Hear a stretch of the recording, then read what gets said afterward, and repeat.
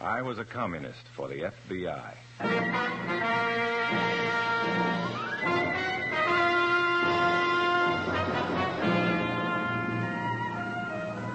Starring Dana Andrews in an exciting tale of danger and espionage.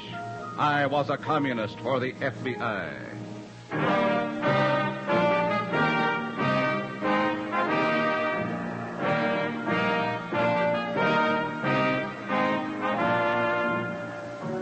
Many of the incidents in the story you are about to hear are based on the actual records and authentic experiences of Matt Cvetic, who for 9 fantastic years lived as a communist for the FBI.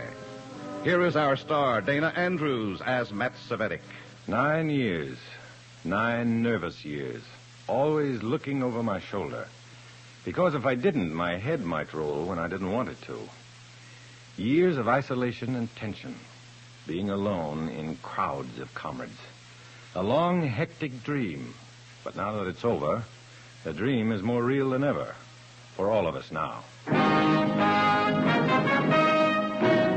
In a moment, listen to Dana Andrews as Matt Cvetic, undercover man.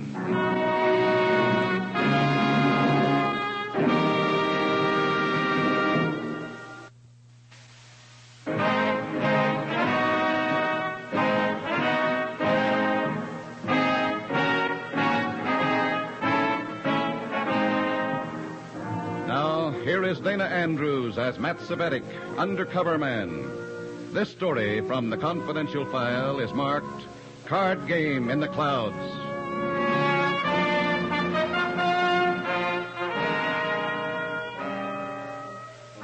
The federal courtroom is jammed. There's no stir and no sound in the room except the voice of the attorney for the federal government making his opening to the court.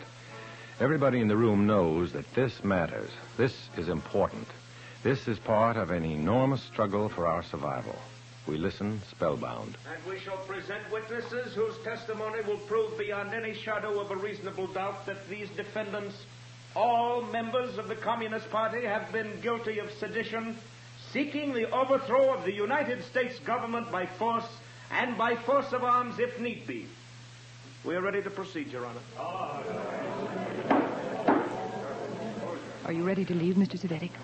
Well, who are you? Come with me. Give me one good reason, and maybe I will. Revchenko wants you. Revchenko? Not so loud. Headquarters? Certainly not. I'm to telephone Revchenko that I found you. He'll pick us up at a spot that I'll designate. You must be quite a gal with the party. I am. We'd better go. Revchenko is an impatient man.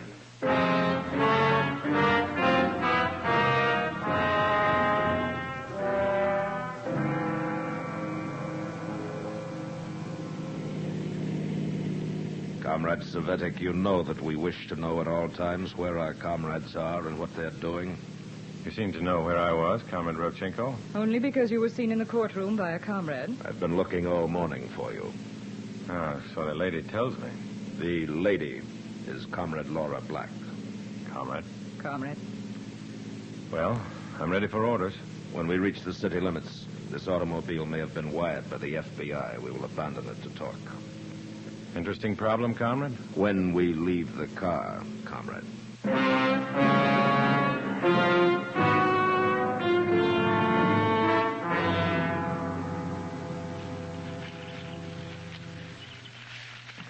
Here, this will do.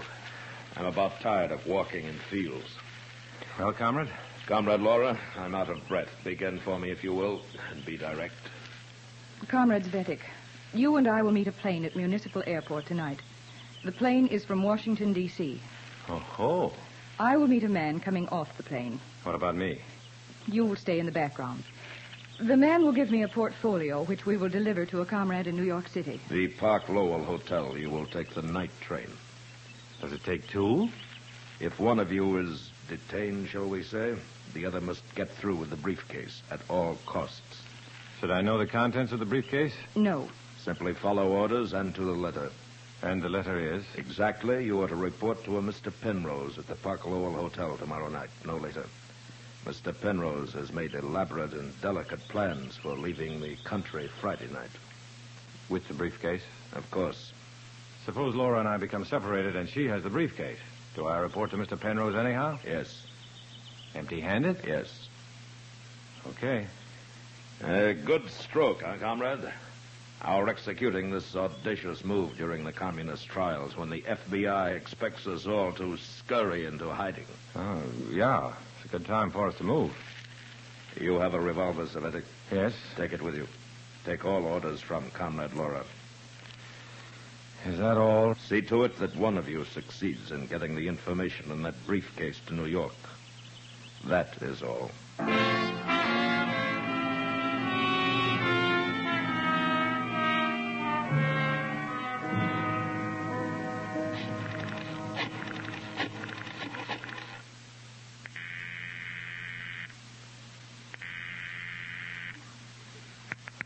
Hello? Mr. Oxford, please. Who's calling, Mr. Oxford? Cambridge. This is Oxford. Go ahead. The boys dragged me out of the federal courthouse this morning for an assignment with all the romantic gingerbread. Mysterious gal, briefcase by plane from Washington, D.C. Gun toting. Hold it. Yeah? Where did you say you're calling from? Pay station, drugstore, 12th and Main. Fool with a sandwich there, and I'll pick you up in exactly 10 minutes. Sound big to you too, Oxford? 10 minutes.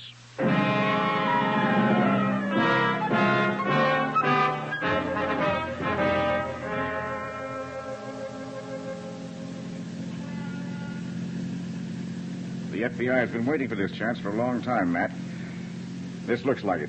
It felt important the second that gal tagged me. Vital information leaks have been occurring in Washington a lot too frequently. We've wanted to know how the commies do it.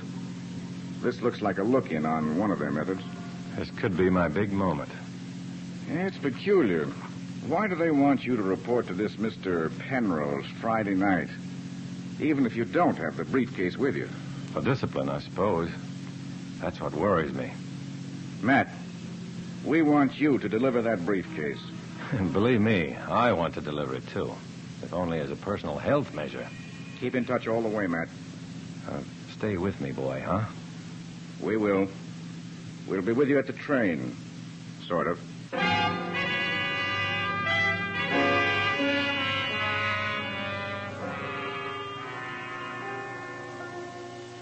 I pick up Laura at 6.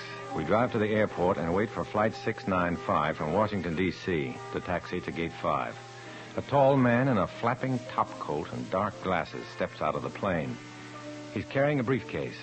I crowd the wire fence for a good look, but the girl pushes ahead of me and faces me.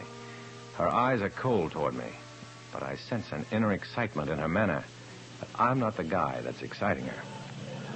Please go inside and wait for me. Why can't I meet the gentleman from across the Potomac? Do as I say, please. You're pretty set on my not seeing your boy up close. And you're set on seeing him close. Why? Just being a good party member is all. More like one of those contemptible FBI plants who are going to testify at the trial. How does that figure? That's a rough remark, Laura. Then please don't intrude until you're needed. Now go. Yes, Sergeant.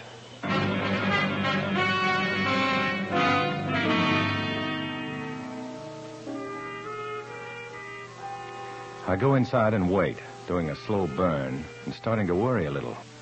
5 minutes later, another plane is announced departing for Washington, and Laura comes into the waiting room with the briefcase. She also has a smudge of lipstick on her cheek. Thank you for waiting. Where's the watch on the Potomac? He's on the way back to Washington. I'd be glad to carry your school books for you. Thank you, but I'll carry the briefcase. Wait here. Again? I'll pick up our plane reservations. I thought you said we were taking the train. We were. Now we're not. That can be confusing. I mean it to be confusing. Well, you made it, sister. No objections? I don't like to be treated like the bourgeois rich relative while I'm an accredited and trusted member of the party. Unless maybe you don't trust me. I don't know, do you? Do you trust me? Let's say I trust Comrade Laura Black. But plain Laura Black, who isn't plain at all and with a smudge of lipstick on her cheek, may be something else again. Warren and I happen to be in love. Oh, Warren, is it? And you'll forget it, do you hear? The tender passion and the party. Is it quite all right with you? The question is it all right with the party? The answer is that if we weren't in love, he wouldn't be doing this for me and the party. Flight 802 for Buffalo is now loading at Gate 7. Well, I'd better hurry and pick up our reservations. No hurry. That's 8:02 for Buffalo. Yes, that's for us. We're going to New York. By way of Buffalo. Why? You'll see. Passengers for flight 802 for Buffalo, please board your plane at You wait here. 7. I'll get the tickets.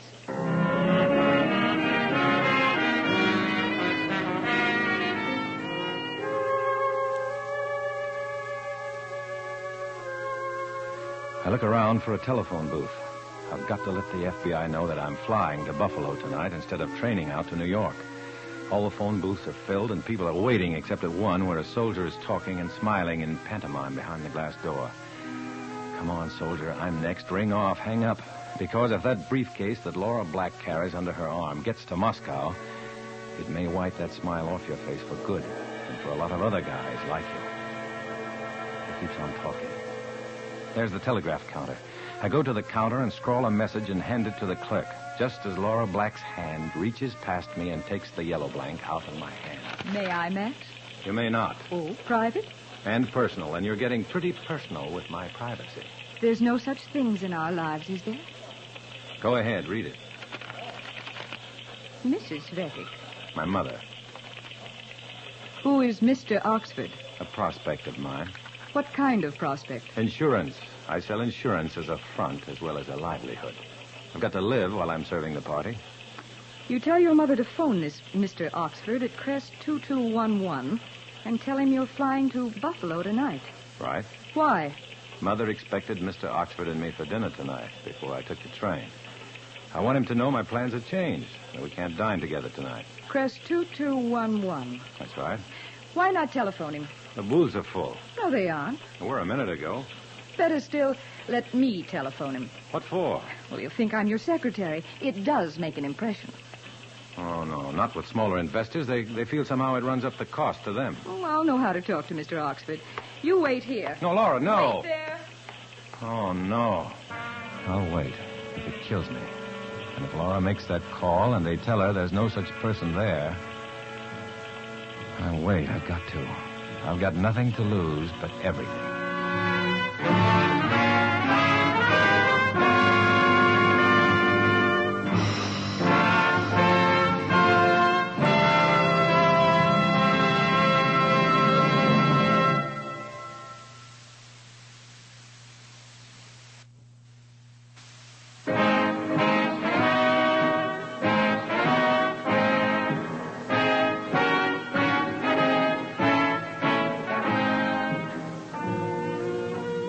Now back to Dana Andrews, starring in I Was a Communist for the FBI, and the second act of our story.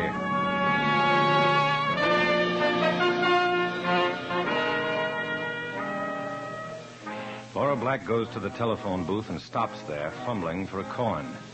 I shove the telegraph blank at the clerk again and hand her $2 and start after Laura. If she phones Crest 2211, the unlisted FBI number, there won't be a Mr. Oxford there, not for her. If Laura Black calls and doesn't get Oxford, she'll be more suspicious than ever. I'll be in trouble then. I reach her side just as she finds a coin in her purse. I thought I told you to wait for me. Well, I saw you needed some change. I have it now, thank you. Excuse me. Well, Laura, look... This is the last call for Wait. passengers for flight 802 to Buffalo, now ready to Oh, depart. dear. Oh, never mind. It's all right. Oxford will understand. Well, we'd better hurry. We mustn't miss connections with our man in Buffalo. Come on.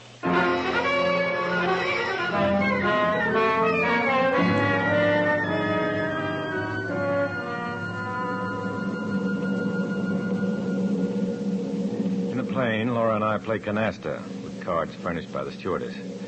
The briefcase on her lap serves as a table. On her lap.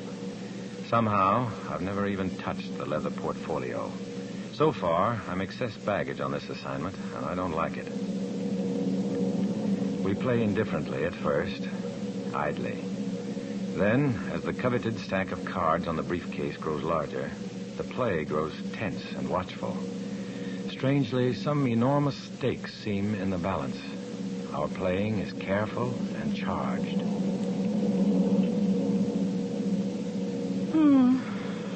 Stuck? All out of wild cards? Well, I may have a throwaway or two left. Sure. Fatten a pile for me to take. You don't want the pile, do you? You're ready to go out. Okay, I'm ready to go out. Agreeable monster, aren't you? Play. I just can't help it. I gotta give you the deck. There. I don't know.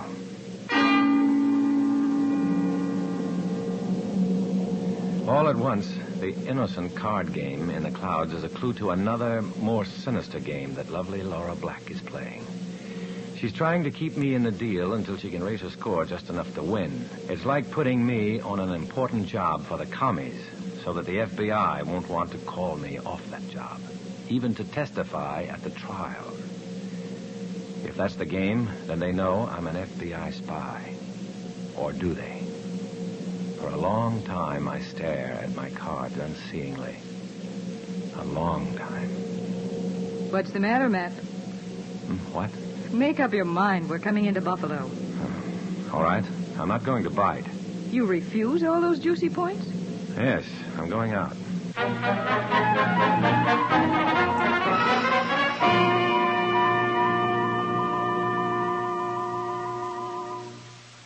Operator.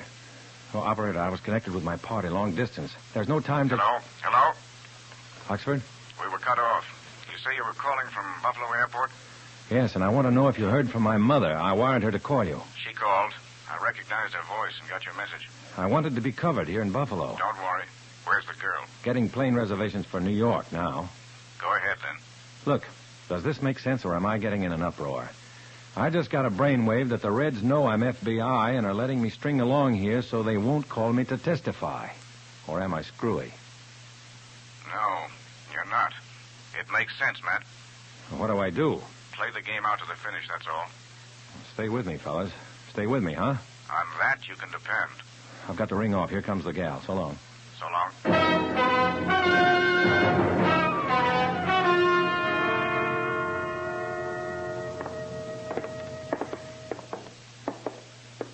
Buffalo American Products Corporation. Baxter and Baxter Law Offices. Fantis and Arbogast. Stop here.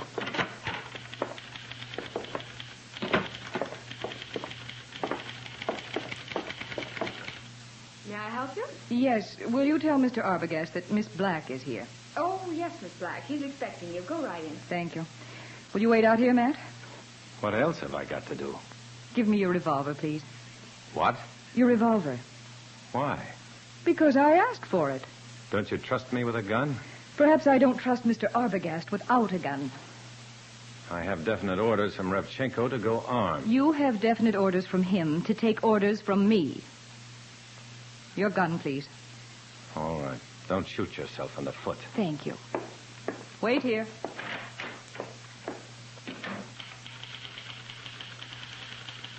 I sit in the small waiting room of Fantis and Arbogast advertising, waiting. The typewriter thumps louder. My heart begins to stumble crazily. Needling perspiration chills my whole body. Panic takes charge. I stand up. Get out of here. Run for it. If I did, would that crisp piqué blouse reach for a gun and start shooting? Nonsense. That best girlfriend of the bride wouldn't shoot anybody. But I don't try to go out. Thanks for waiting. It's been a joy.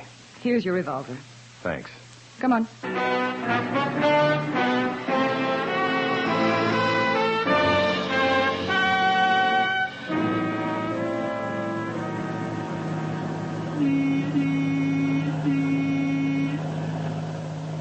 I thought you were making plane reservations to New York. How come the bus? The object is to deceive. Deceive who? The FBI. Yeah? Just for example. Good example. Well, you know they have stool pigeons among us. Yes? Then why do you ask such stupid questions? I happen to be stupid. I wonder. I'm especially stupid about that gun in the waiting room. We won't discuss it. All right. You do all the talking. I want to go to sleep now. I'll take care of that briefcase for you if you I'll like. take care of it, thank you. Good night, Mr. Cvetic.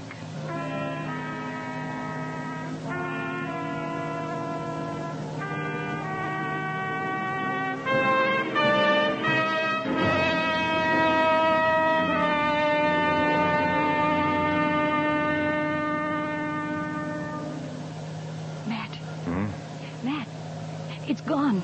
Huh? The briefcase is gone. What? When? I don't know. I thought you might be able to tell me. Oh, I was fast asleep. Hey, what kind of a lopsided remark do you call Never that anyhow? mind, never mind. Never mind. You sit there and imply that Well, I we may... both can't sit here and argue about it. What are we supposed to do about it? Well, I'll have to go back and report to Rivchenko, and then call Washington. See if you can get a new set of data? Yes. You go on to New York. Without the briefcase? We haven't got it, have we? What happens to me, arriving empty-handed? It'll be worse if you disobey orders. Hold the door, driver. I'm getting off here.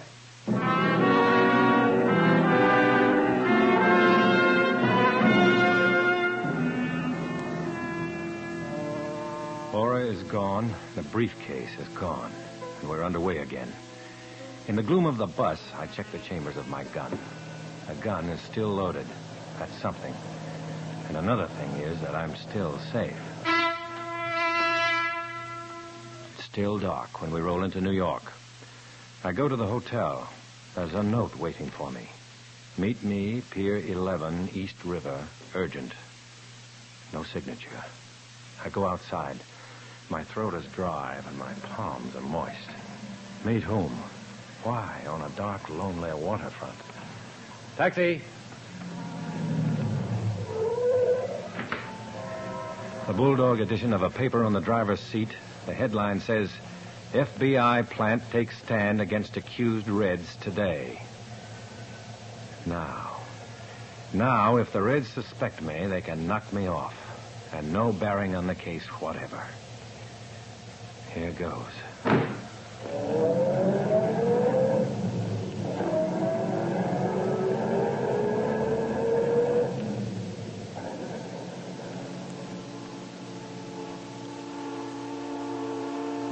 Pier 11. The darkest hour before dawn. Waiting behind a stack of packing cases. Waiting. Steps. I slip my revolver from my shoulder holster, slip the safety catch, and wait. A beam of light spears my eyes and I go blind. Blind and wild, and my finger tugs at the trigger. Nothing happens. The gun won't fire. Hold it, Cvetic. Who is it? One of the cartridges might be good. Oh, Oxford. Yeah, I'll take the gun now. You left that note in my box. Sure, I didn't know if you or your comrade contact would check in first. In fact, I couldn't be sure it was you until just now. You can get killed that way. Not with your gun. It's full of blanks. Blanks? Well, that's why Laura took my gun away. Now I'll take it, Matt. They do suspect me, then. If they did, they wouldn't have loaded your gun with blanks. I don't get it. I give up. Our agents checked all landings at Buffalo until they latched onto you and Comrade Laura. They tailed you to Fantis and Arbogast. Advertising. Go on. After you left, we picked up Arbogast on a long-standing illegal immigration rap. They can't possibly connect his arrest with you. And while we were there, we found out that Fantis and Arbogast advertising is a cover for a microfilming laboratory up there. That tiny film thing? Tiny enough to roll up and fit into a cartridge, emptied of powder, and the lead replaced. Yeah. Are you telling me they microfilmed the stuff in that briefcase and put it into the cartridges of my gun? Well, here they are. And they didn't go off, did they? I'm in trouble. Comrade Laura never lost the briefcase on that bus. Our agents were on board watching. She slipped it to a Confederate while you slept. We let them. We'll get them in Washington when they try to put the data back in the files. Yeah, and I'm in trouble. I've got to go back to the hotel and give Mr. Penrose, whoever he is, my gun with those microfilm bullets in it. Right. You got it. Here's your gun back. Well, what about the bullets? It's got bullets with doctored microfilm in them. I've reloaded your gun with FBI prepared ammunition. It'll make the Kremlin very, very happy with you, Matt. And it won't do them any good at all. Feel better? Clever, you bourgeois bloodhounds. Oh, we got to be, or we'd all be in the doghouse. Get going, Matt. You don't want to keep the Kremlin waiting.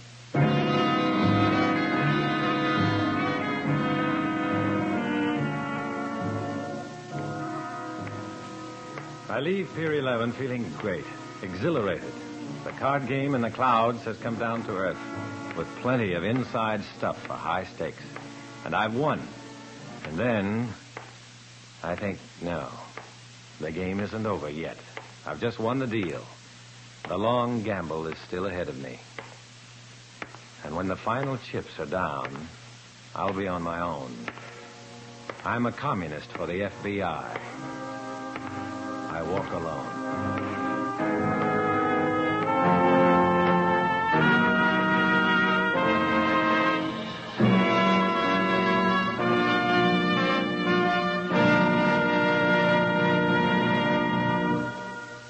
Our star, Dana Andrews, will return in a moment.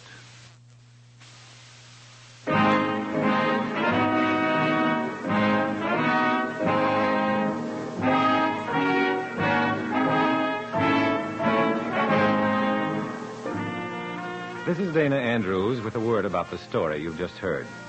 In this story, as in all others, names, dates, and places are fictitious to protect innocent persons. Many of these stories are based on incidents in the life of Matt Cvetic, who worked undercover for the FBI. Next week, another fantastic adventure. Join us, won't you?